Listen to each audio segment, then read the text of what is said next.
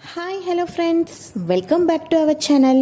మొత్తానికి చిత్రను అయితే పోలీసులు ఆపేస్తారు కదా. అప్పటిదాకా పోలీసులతో నా కార్ని ఎందుకు ఆపారు అని చెప్పేసి ఒకటే గొడవ పడుతూ ఉంటుంది. నువ్వేంటిక్కడ అని అమర్ ఒక్కసారిగా ప్రత్యక్షం అవ్వంగానే సార్ మీరా అని చెప్పేసి ఒకటే కంగారు పడిపోతుంది, భయపడిపోతూ ఉంటుంది. నేను యాక్చువల్గా 2 days బ్యాకే వచ్చాను సార్. ఈ కొడైకెనాల్ ట్రిప్ బాగుంటుందని ఫ్రెండ్ చెప్తే అందుకోసమే ఇక్కడికి వచ్చాను అని చెప్పేసి భయపడుతూ ఉండటంతో పోలీస్ ఆఫీసర్స్ అంటూ ఉంటారు, సార్ ఈ అమ్మాయి మీకు తెలుసా అని అనగానే నా వైఫ్ అరుంధతి ఫ్రెండ్ మనోహరి ఉంది కదా, తన ఫ్రెండ్ తిను. సరే అయితే ఈ ట్రిప్ అంతా అయిపోయిన తర్వాత వీలు చూసుకుని మనోహరికి కాల్ చేయి, మా ఇంటికి ఒకరోజు భోజనానికి రావాలి అని అనగానే ఓకే సార్ వస్తాను అని చెప్పేసి అక్కడి నుంచి స్పీడ్గా కారులో వెళ్ళిపోతుంది చిత్ర. ఇక పోలీస్ ఆఫీసర్స్కి సార్ నాకెందుకనో తన ఫేస్ చూస్తున్నా, తన మాట చూస్తున్నా ఏదో కంగారు పడుతున్నట్టుగా, ఏదో అబద్ధం చెప్తున్నట్టుగానే అనిపిస్తుంది అని చెప్పంగానే నాకు అలానే అనిపిస్తుంది సార్. కానీ తన సంగతి ఊరు వెళ్ళిన తర్వాత చూస్తాను. తను ఏం అబద్ధం చెప్తుందో, ఏం కప్పిపుచ్చుతుందో, ఎందుకలా నన్ను చూసినప్పుడల్లా భయపడుతుందో అదంతా తెలుసుకుంటాను. ఇప్పుడు ఆ బాబ్జీగడి సంగతి చూద్దాం అని అనగానే ఓకే సార్, మా వాళ్ళు ఆల్రెడీ మేడం గారు బయలుదేరారు కదా, మేడం గారు బయలుదేరి 10-15 minutes దాటిపోయింది కాబట్టి వాడి కరెక్ట్ టైం అటాక్ చేయాలి అనుకుంటే ఇదే టైం వాడికి కూడా అని చెప్పేసేసి అందరూ కూడా లొకేషన్స్ని ఆన్ చేసుకొని ఇక వెంటనే అమర్ అయితే మస్కీలో ఉన్న మన టీం అందరూ కూడా వాడు బాబ్జీ అయితే మాత్రమే అందరూ ఒకేసారి అటాక్ చేయాలి, అందరినీ కూడా రెడీగా ఉండమని చెప్పు రాథోడ్ అని అనగానే ఆల్రెడీ ఇన్ఫర్మేషన్ చేసేసాను సార్ అని చెప్పేసి అనుకుంటూ ఉంటారు.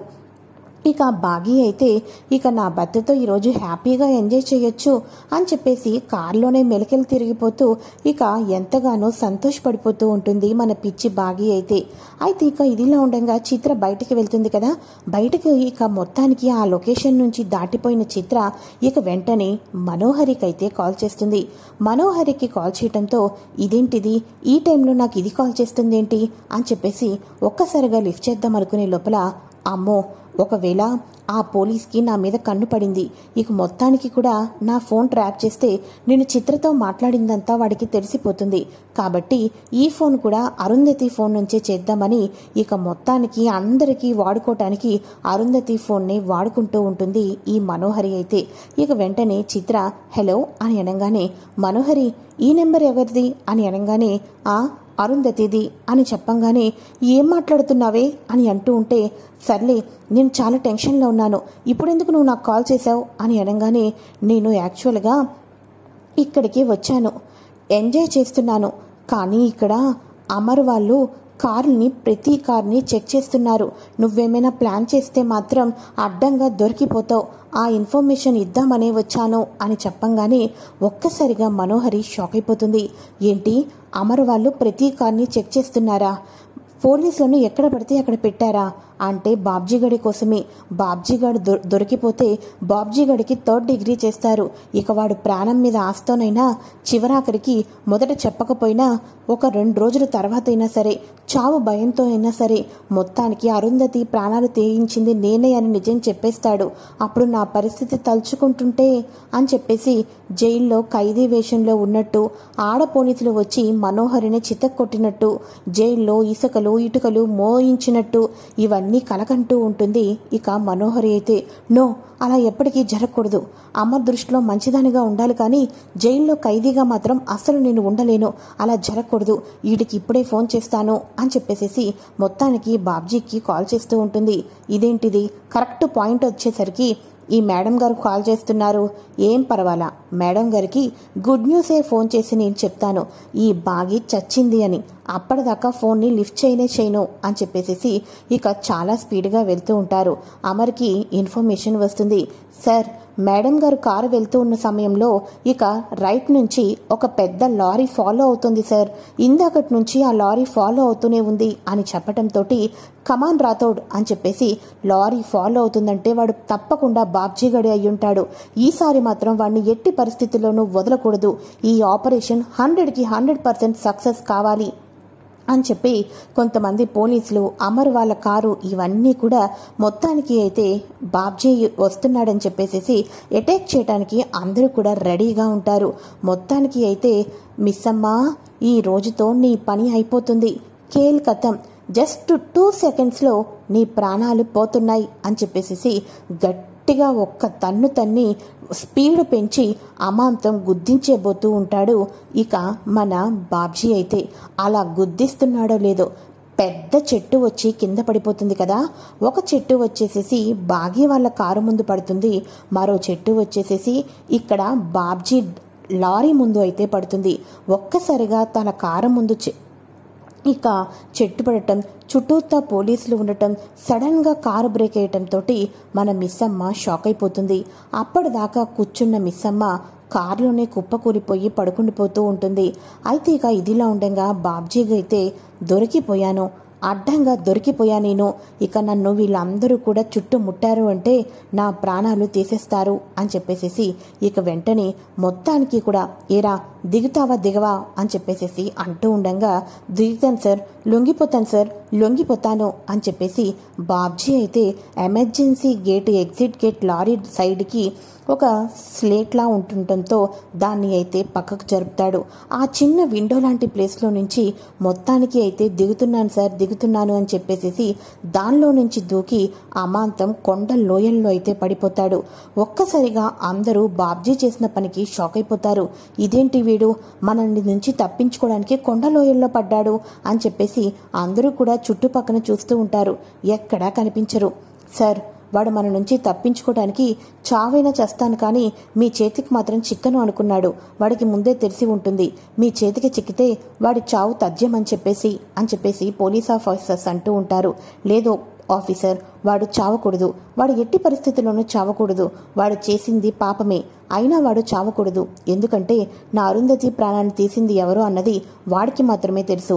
వాడి నోట్లో నుంచి నేను వినాలి, ఆ తర్వాత వాడిని చంపి నా భార్యను ఎవరు ఎందుకు ఇదంతా కుట్ర చేస్తున్నారో వాళ్ళ ప్రాణాన్ని తీయాలి, అప్పటిదాకా వాడు బ్రతికే ఉండాలి అని చెప్పేసి అనగానే ఓకే సార్, వాడు చచ్చినా బ్రతికినా మనకి తెలిసిపోతుంది, నేను స్పెషల్ టీం పెట్టించి లోయ కింద మొత్తాన్ని వెతికిస్తాను, కాకపోతే దానికి టైం పడుతుంది అని చెప్పేసి అంటూ ఉండగా సార్ సార్ సార్ అని అనగానే ఏమైంది రాథోడ్ అని అనగానే సార్, వాడు ఎగిరి దూకినప్పుడు వాడి జోబీలో నుంచి మొబైల్ కింద పడింది సార్ అని చెప్పేసి అనగానే సూపర్, వాడికి అటాక్ చేసింది ఎవరో ఏంటో అన్నది తెలియాలి అంటే వాడి ఫోన్ డేటానంతటిని ఓపెన్ చేసి చూద్దాం అని చెప్పేసి డేటాని ఓపెన్ చేసి చూస్తారు. అందులో అన్నోన్ నెంబర్ ఉంటుంది, కానీ ఆ అన్నోన్ నెంబర్ అమర్ మైండ్లో 100% ఫిక్స్ అయిపోతుంది.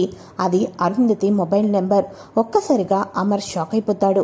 ఇక వెంటనే అక్కడ ఉన్న ఎస్ఐ గారు, కానిస్టేబుల్స్, ఈ నెంబర్ ఎక్కడి నుంచి వచ్చిందో ట్రేస్ చేయండి, నెంబర్, లొకేషన్, అడ్రస్ ఎవరి పేరు మీద ఉందో ఇవన్నీ తెలుసుకోండి, నాకు 10 minutesలోనే ఇన్ఫర్మేషన్ కావాలి అని అంటూ ఉంటాడు పోలీస్ ఆఫీసర్.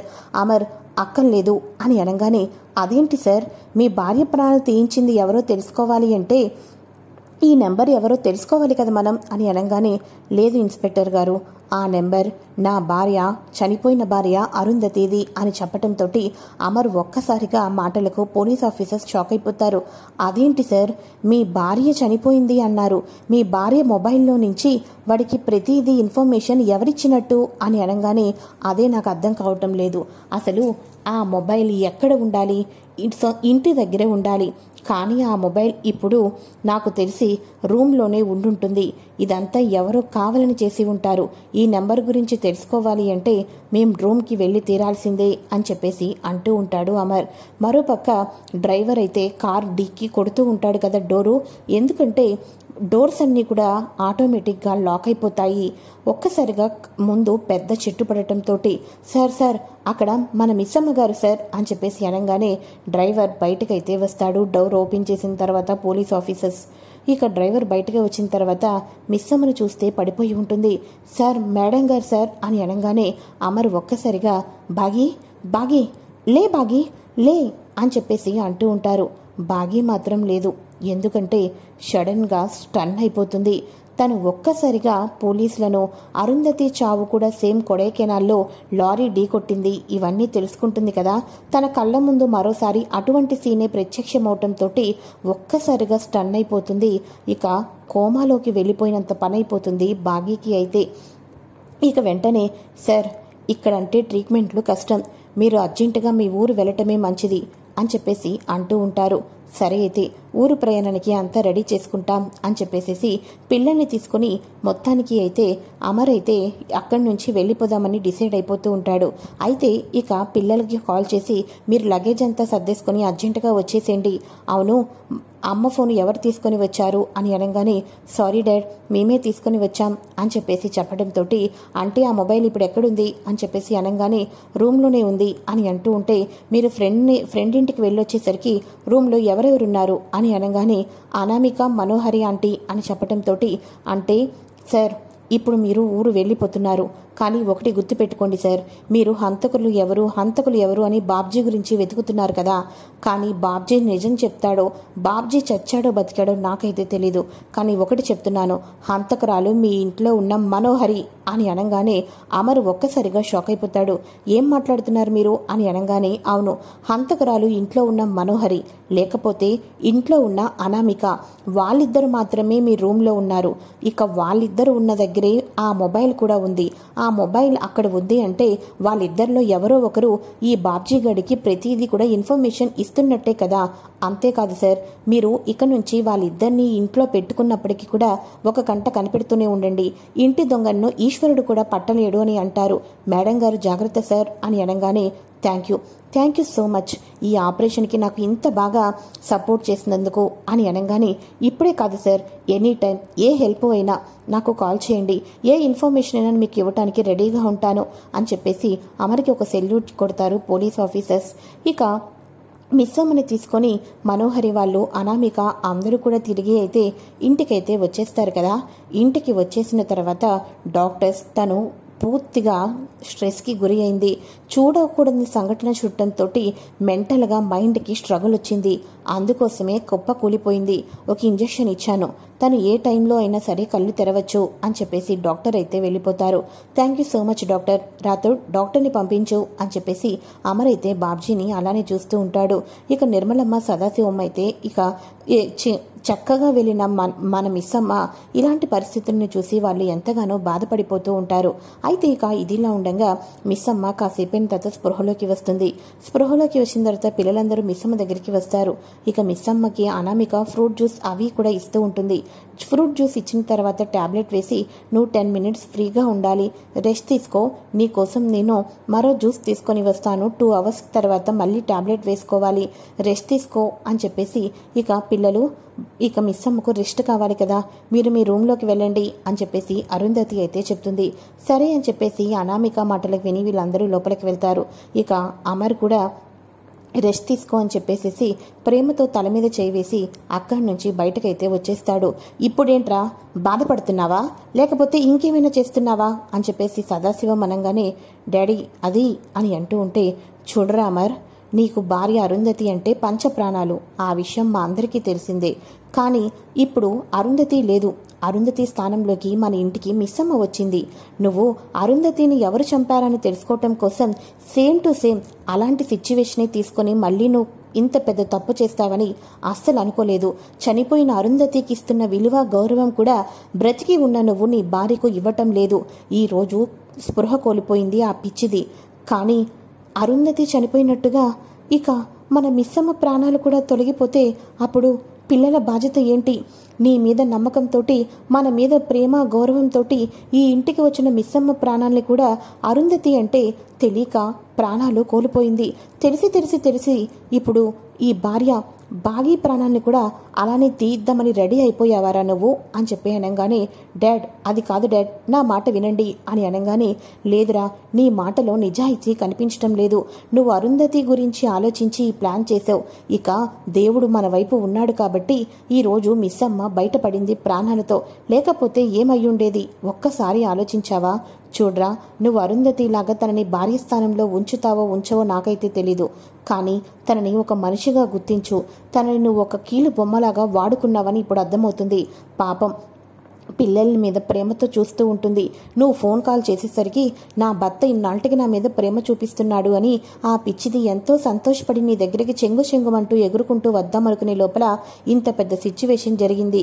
ఏ ఆడపిల్లకైనా పెళ్ళైన తర్వాత తన భర్త నుంచి ప్రేమను ఆశిస్తుంది. నువ్వు ఆ ప్రేమను ఇవ్వకపోగా నీ భార్య చనిపోయిన వాడికి కారణం తెలుసుకోవటం కోసం మధ్యలో మిస్సమ్మ ప్రాణాలతో చలగాటాలు ఆడుతున్నావు. ఇకనైనా తన మనసులో ప్రేమను అనేది కొంచెమైనా ఇవ్వు. పాపం మిస్సమ్మ నిజాన్ని బయట పెట్టదు. నువ్వు ఇంత పెద్ద మోసం చేసావు. నన్ను ప్రేమతో పిలిచారనుకున్నాను, కానీ తన ఆపరేషన్ గురించి నన్ను పిలిచారు అని తెలుసుకొని లోపల బాధపడుతుంది. కానీ మన గురించి బయటపడదు అంతే. కానీ తన బాధను తొలగించవలసిన బాధ్యత నీది మీదే ఉంది, గుర్తు పెట్టుకో అని చెప్పేసి సదాశివం నిర్మలమ్మ వార్నింగ్ అయితే ఇస్తారు. ఇక లోపలికి వెళ్ళిన తర్వాత అనామిక దగ్గరకు వచ్చి మిస్సమ్మ కోసమేనా అని అంటూ ఉంటే అవును సార్ అని అంటూ ఉంటుంది. ఆ ట్యాబ్లెట్స్ అవన్నీ నాకు ఇవ్వు, నేను తీసుకొని వెళ్తాను అని చెప్పేసి మిస్సమ్మకు తానే దగ్గరుండి ట్యాబ్లెట్స్ వేస్తారు. మిస్సమ్మకు తానే దగ్గరుండి మొత్తానికి డ్రింక్ అంతా తాగించిన తర్వాత ఇక ఒక్కసారిగా మిస్సమ్మ అలానే చూస్తూ ఉంటాడు. ఏమైంది సార్ అలానే చూస్తున్నారు అని అనగానే అలా చూస్తూ ఉన్న అమర్ ఒక్కసారిగా హక్ చేసుకుంటాడు. ఏమైంది సార్ అని అంటూ ఉంటే I'm sorry Missamma, I'm so sorry, నన్ను క్షమించు అని చెప్పేసి అలానే హాక్ చేసుకుంటూ ఉంటాడు. అయితే ఇక పర్వాలేదు సార్, ఇక ఆరు అక్క కోసమే కదా ఇంతంతా చేశారు.